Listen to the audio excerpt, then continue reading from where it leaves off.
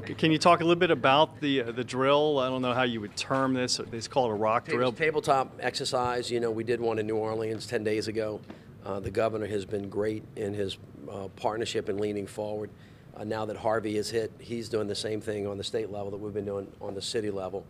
And this is part of the drill process, that anytime you've got a storm that's threatening you, and actually we have two now, you always do the what-ifs under every circumstance. So everybody in New Orleans and in the country right now still has Texas in our prayers, and of course we were at Port Arthur yesterday helping, but we're also focused on what Irma's doing because the country's stressed right now because we haven't had two hurricanes that have hit the continental United States in this close a period of time. And so the governor's just really leaning forward appropriately. And so we had a tabletop exercise this afternoon. The parish presidents in the southern part of the state will talk. I'm certain that at some point in time the governors across the entire Gulf Coast are going to talk as well to just try to game out what you would do if the storm took a different path than what you expected.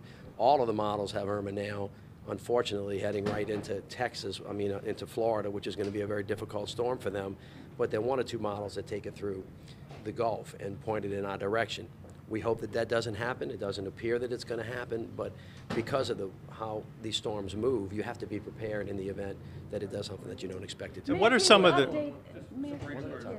Could you update us on the readiness of the drainage system and what could possibly, rainfall-wise, get the city in a posture to possibly call an evacuation? Well, I want to make 2 points about that. First of all, every day we get stronger.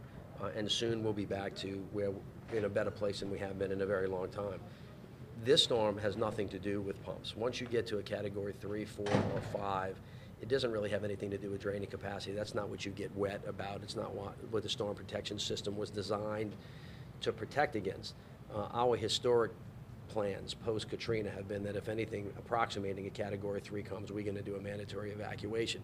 Right now, as we sit here, I believe that Irma has been upgraded to a category 5 and has winds in excess of 185 miles an hour, and whatever it's in its way is going to get hurt really, really badly. So that's what the people of New Orleans have to be planning for. Now, even though it looks like it's going to go up the coast, you don't have a lot of time, which is a real challenge here for the governor and for all of the elected officials, not only in Louisiana, but across the entire Gulf. And so I would encourage people, to get prepared for whatever might come our way. If, for example, we're in a situation where we would shelter in place, you need to have as much water and all the things that you need.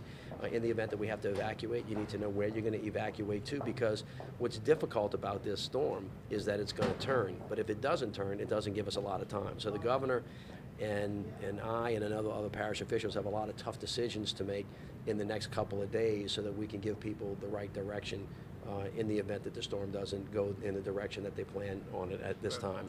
What are some of the unique aspects of any potential evacuation, knowing that South Texas is likely out of play at this point, knowing that Florida could be out of play, so that leaves one direction for our folks here for New Orleans? I think everybody along the Gulf Coast has to be aware that we haven't been in this position before, with one state to the west and another state to the east being in play.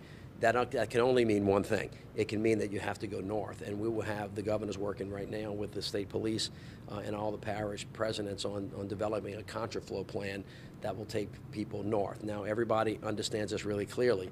If you can't go to the left and you can't go to the right and you can only go one way, it means you have to leave earlier so as to avoid the kind of congestion and traffic. And it means you have to be prepared, which means you have to have fuel. And if something bad happens, you need to be able to take care of yourself over time. So this is a time, I know, of heightened anxiety for everybody in the country because we haven't been in this position, but I know that the White House and all of the governors along all of the Gulf Coast and the mayors and the parish presidents are all leaning very, very forward. We would just ask the people not to be afraid, not to panic, but to be vigilant and to listen to the best counsel and advice we can give them with the latest, most up-to-date information that we have. Mayor, are you concerned that FEMA is stressed, is strained, given what's going on to the west of Louisiana, and peradventure something threatened this area? Will the resources be there? Well, I think that we all should be concerned about it. It's not something that we should panic about it, but it's something that we have to prepare for. And then again, no matter how well we prepare, if the public's not ready, if the public doesn't listen, if the public doesn't heed the warnings, it makes it that much harder for the first responders.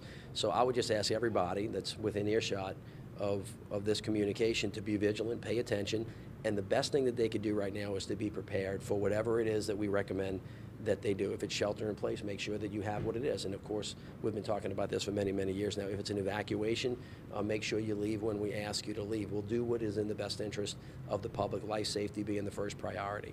All right, thank y'all. Mayor, thank you. All right, you guys, thank you. That's great.